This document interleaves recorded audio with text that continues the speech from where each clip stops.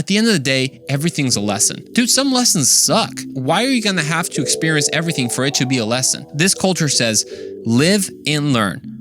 But why not learn from those who've lived? Why have to learn that lesson yourself and then pay the consequences? Because can I tell you, some decisions have big consequences. Maybe the decision was easy, but the consequences will not necessarily be easy. You have the free choice to make the decision that you want, but you do not have the free choice to change the consequences attached to the decision that you made.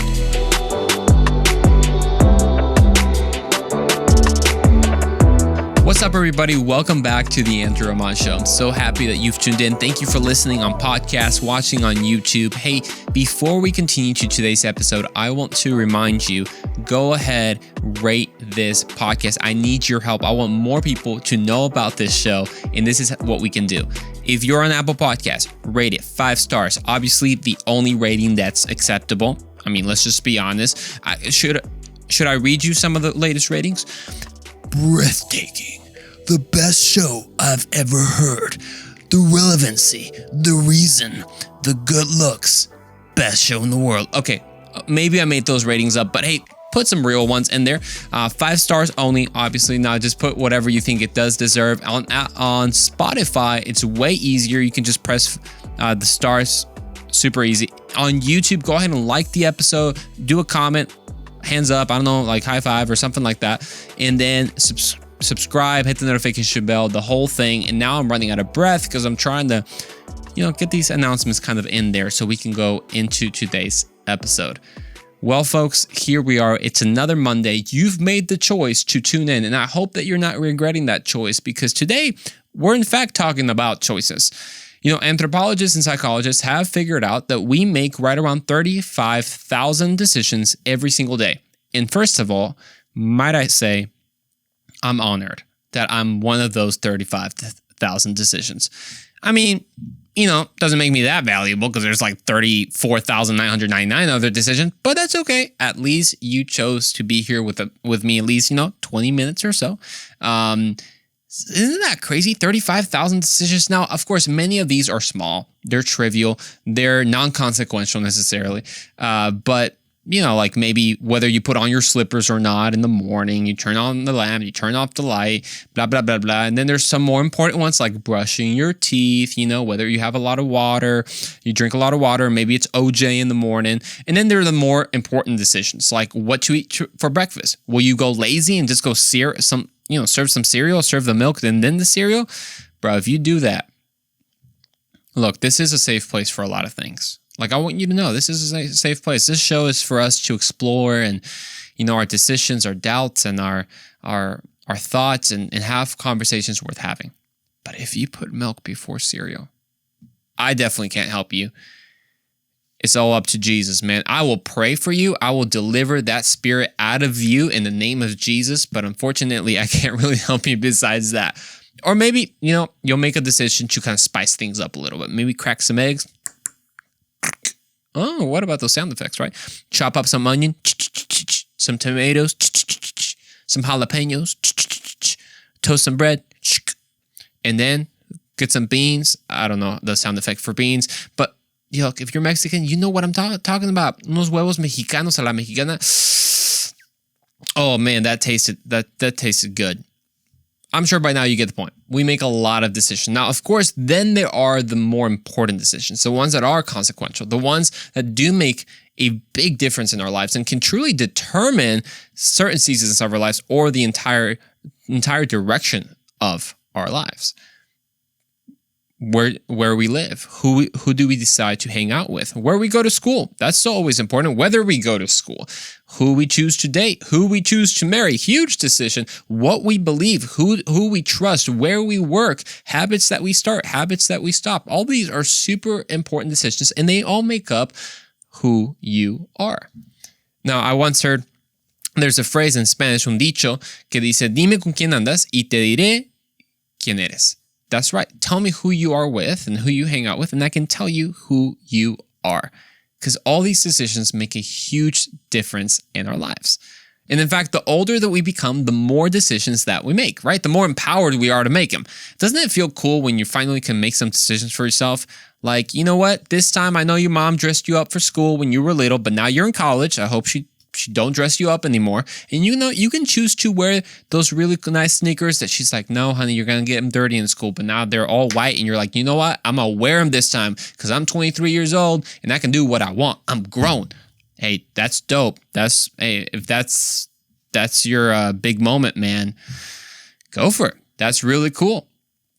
The older that we get, the more decisions we have. And then if you get a car, the more decisions you make, whether you drive, whether you take an Uber, who you drive with, where you're going to drive. Our culture is all about giving us more options and more opportunities to make decisions. A lot of it's obviously driven by money, right? Because they want you to spend more money with them, etc.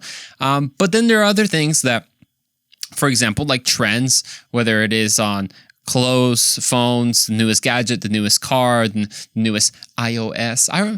Am I the only one who kind of like lost track of all the iOS? It's like there was a moment when I was really in tune with Apple and I was always interested in the new iOS, but then now I'm like, I don't even know if I have the latest iOS.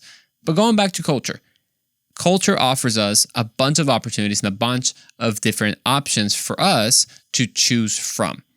And we're encouraged to basically choose everything, to give it a go, right? It's your life. It's your choice. Give it a go. Learn, live and learn, as they say. And every opportunity is a new possibility.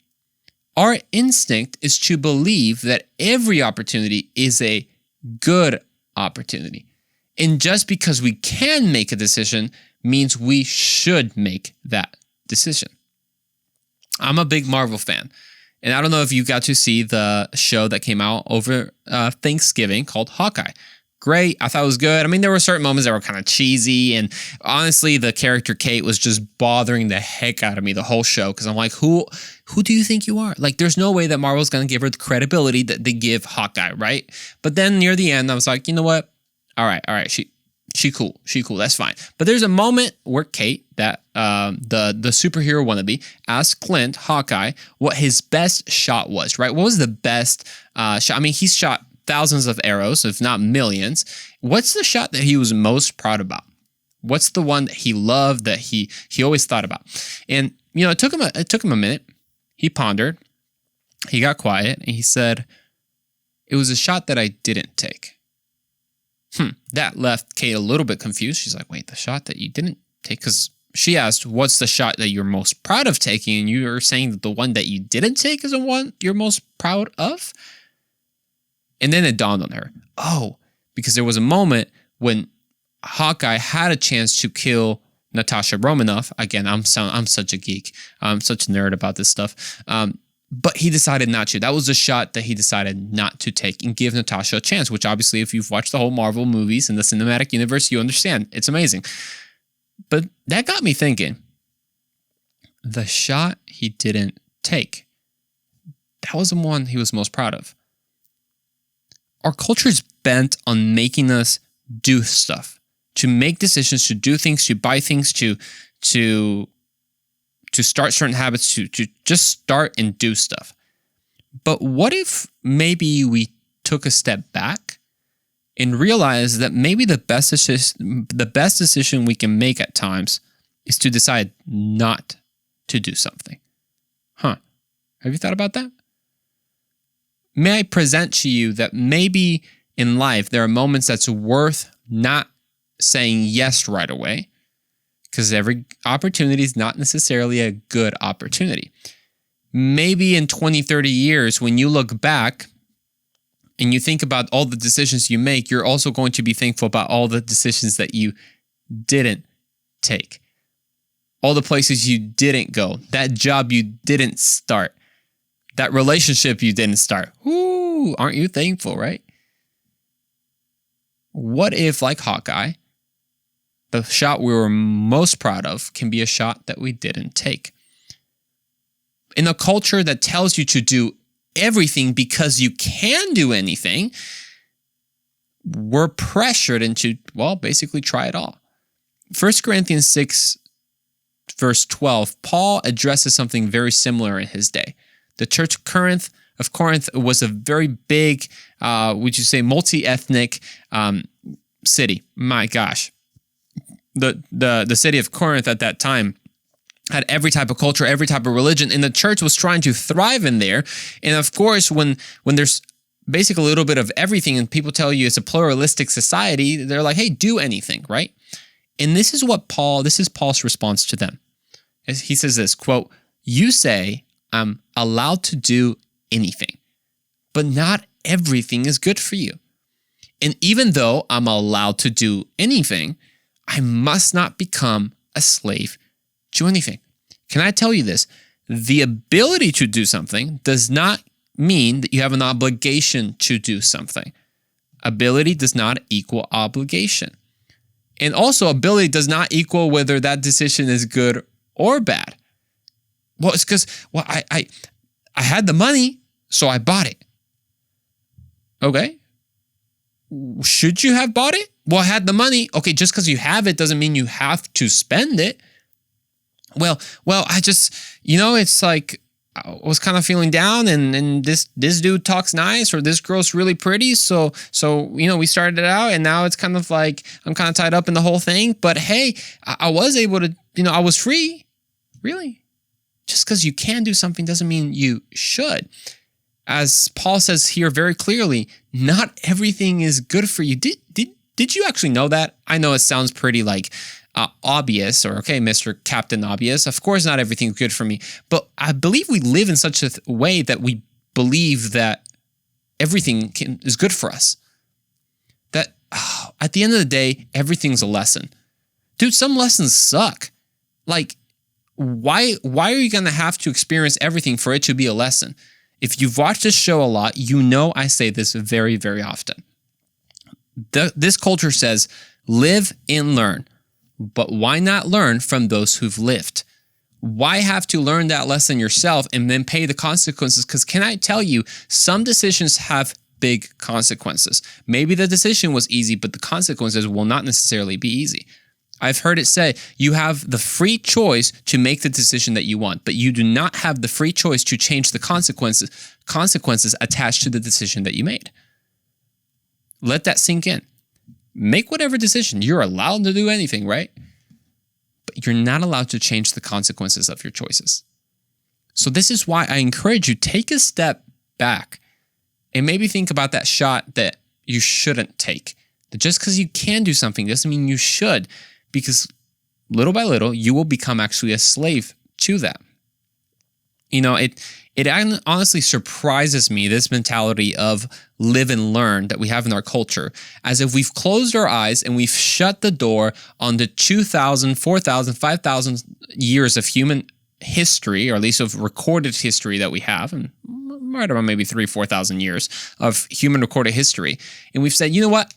I'm going to start my life regardless of what has been tried in the past, regardless of the consequences that people have already lived, the lessons they've already learned, and we're like, no, we're going to start again because none of that matters. What? Like, are you serious? Like, because we have an idea in our culture that somehow we are the exception to the rule, right? For example, that's the mentality when people start into an addiction. They say, well, I know this addiction has messed up a lot of people, but I got it under control. I'm the exception to that rule. Well, I know drugs really mess up people, but I have it under control. It's just to chill out. It's nothing but it's just to chill out. Well, I know that sexual sin has really messed up families and pornography has really messed up families, but I barely look at it. It's just in the moments when I'm down. Well, yeah, no. Well, I know working and you have to have integrity in your work and all that stuff, but I mean, I'm the exception, right? Like, yes, I'm going to say that I was late because traffic was bad when I have a Starbucks cup in my hand. What? Are you serious? Like, that's a shot that you shouldn't take. That's right. Some of you take like 3 or 4 espresso shots in there, and you should not, man. You are bouncing off walls, my friend. I hope that I'm expressing myself clearly. Just because you can do something doesn't mean you should. And a lot of this goes down to how we make our decisions and what our decisions are based on. Are they based on feelings, people's approval, or God's approval? I'm going to say that again. Are your decisions based on feelings, people's approval, or God's approval? It is on these three things that will determine what type of decisions you will make and what type of decisions you will not make, or what shot you will take and what shot you won't. Our culture is based on feelings. Now, again, you've maybe heard it if you listen to a lot of podcasts. There are a lot of folks like myself that speak and say, guys, facts over feelings, and we're so feelings driven and we shouldn't be. And they kind of sometimes can give the impression that feelings are wrong or feelings are inherently evil or inherently deceiving. Not necessarily, okay? God gave you feelings. God gave you feelings, that gut feeling to like, hey, maybe I shouldn't be doing this, maybe this. But if that is your source of making decisions, my man, you will live in a roller coaster. Your life will be a roller coaster. But I have a feeling like it might already be a roller coaster. I mean, think about the decisions that you make. Now, of course, certain decisions like the trivial ones, like, well, I should eat because I'm feeling hungry. Okay, well, that's actually a good thing, right? But what happens when something as basic as, well, I was just not feeling in the mood of being nice to someone. Well, I'm just moody right now, right? I don't feel like being nice. I don't feel like talking to that person. I don't feel like helping people right now. Will you base your decisions off your feelings? Because our feelings go up and down, my man, valleys and hills, whatever it is at that moment. Oh, well, I hear this too often when it comes to addictions. I was feeling down. Well, it's because I was feeling depressed, so I needed something. Is that what determines what shots you will take? Are your feelings? Well, it's just I was hurt, so then I decided to kind of attack back because of how I felt in the moment. Well, I know, no. You see, what you said to me actually meant this, even though you're telling me that you didn't mean it when you said it, that it was a miscommunication. No. What I feel trumps the facts. That's going to ruin your relationships. And honestly, it's going to set your life in the wrong track. Is that what you base your decisions on? Feelings. Again, feelings are not necessarily wrong. They can save your life, right? Because we all have. How many times have you talked to someone and then something comes up with them later on, and you're just like, man, I had a feeling. Or there's been times, for example, that here I'll give you an example of what feelings can do, because God can move through our feelings as well. I want to tell you something. It's not the principal way necessarily, but it's definitely one way. I've shared this story before. Whenever I got the chance to go to Germany with my grandfather, we were delayed in Chicago O'Hare Airport. We stayed there that night in our plane. Before we were delayed, we were actually on the runway to leave to Germany, and there had been so many delays and all that. Well, the previous night, my mom woke up with a feeling, there's the feeling, of almost like panic, like we should not get on that airplane. Now, of course, I was thinking, okay, maybe my mom's missing me and she doesn't want me to leave, but she's like, oh, I feel like they shouldn't go yet. And she called my dad and they started praying. Well, little did we know later that when we were on the runway to make a cross-Atlantic flight, the plane behind us noticed that our plane was leaking fuel. So then we parked and we got delayed. So yes, feelings definitely, God can speak through them. But that's not the only way that we can base our decisions. Also, people's approval. Does people's approval affect the decisions that you make? Now, I'm not talking about wisely in biblical counsel, like you speak with your counselor, you speak with your pastor, and he helps you make a right decision. I'm talking about peer pressure. I'm talking about what your friends do. Just because the person that you looked up to did something wrong, and even though your feelings said don't do it, but because he approves of it, will you do it? Interesting. I know you said that business venture, maybe you're 20, 25 years old, you got money in the bank, you want to invest in something, and you have a friend that says, hey, you know what? This looks really good. Your gut feeling tells you, probably not, but hey, he's a smart guy. He says, go for it. And then some person on YouTube says invest, and boom, there you go. But was that really the best decision? Or how about morally? What you decide to do in compromise in your character, compromise in your job, compromise in your integrity, compromise. Will you compromise because of people's approval? Well, just because everyone's doing it means I should do it. Just because everyone cheats means I should cheat. Just because everyone gets late anyways. How many times do we say that? Oh, well, everyone's late anyway, so it doesn't matter. Oh, interesting. So just people's approval? Paul says something important in Galatians 1, chapter 1, verse 10. He says this, am I now trying to win the approval of human beings or of God? Or am I trying to please people?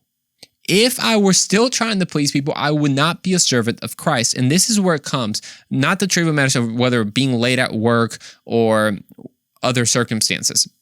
I'm talking about with your faith.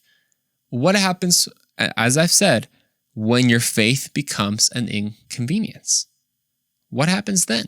Will you go off your feelings? Oh, this feels really uncomfortable. People are kind of looking at me that I'm a Christian and it's like the spotlight is on me. Oh, this really cute girl, she's kind of interested in me, but then she asked me if I went to church and kind of like in a negative way. So now I don't know what to do and I don't feel right. And then people's approval. But man, if you're trying to please people, you're in the wrong business, my man. Being a servant of Christ is not about pleasing people. It's about pleasing God.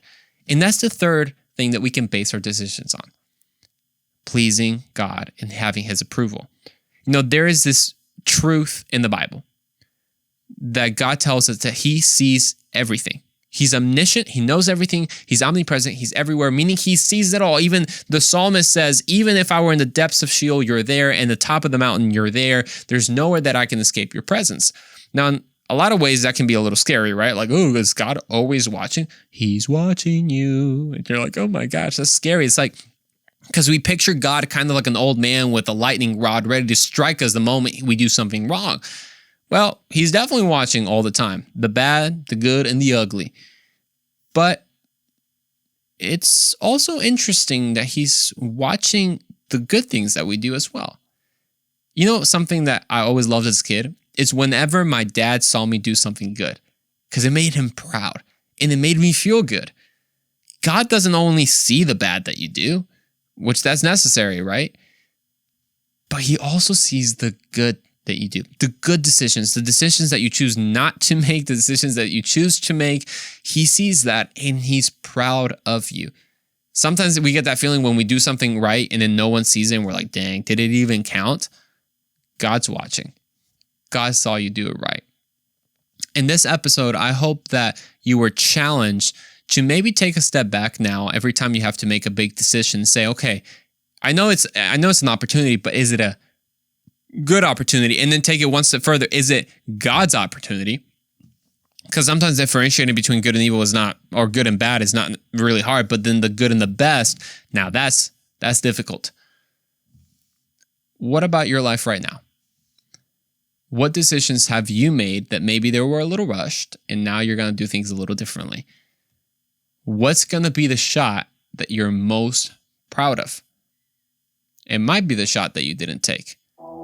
Because remember, don't base your decisions off your feelings or man's approval. Base it off getting God's approval. We'll see you in the next episode of The Andrew Ramon Show.